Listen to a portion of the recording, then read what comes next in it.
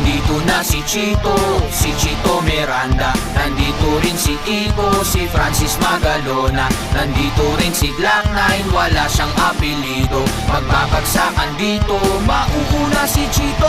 Di ko alam kung ba't ako kasama dito. Sama-sama sa mga pasabog nila Kiko at ni Glock. Astig, patinikan ng bibig. Teka muna, teka lang, painom muna ng tubig. Shift sa segunda bago mapatumba. Dapat makaisip ka ng rhyme na maganda at madulas ang pagbigkas. At astig, baka sakaling marinig ng libo-libo na Pilipinong nakikinig sa mga pabibo ko.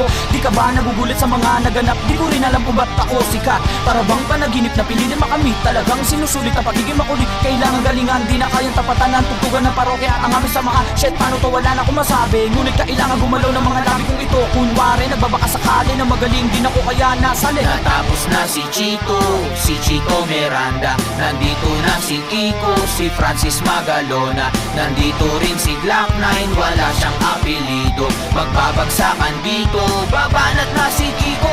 In an Uzi o Ingram, tigres in a maximum. Not a 45 or a 44 Magnum. In an 8 even a 357. No 12 gauge but I'm out so listen. Nandito na si Kiko at kasama ko si Chito at si Glock 9. And it's time to rock right. Di ko mapigilan lumabas ang mga salita sa aking bibig. Na di pa dadaig ang bunganga. Hala tumunganga, lahat napapahangan sa talento. Ako'y taga-kalento, ba't ang mandaluyong na ngayon nakatira sa antipolo. Sumasaklolo sa mga hipa, pwedeng karirino, pwede rin tripla. Si Glock kasama ng parokya, parang bulagaan na kailangan di mabokya. Di mo na kailangan pamalangan kung bakit ba kami lahat ay nagsama-sama. Mic check, eto na nagsahin na persa. Francis Magalona, Glock 9 na ng parokya. 1, 2, 3, 4, let's go!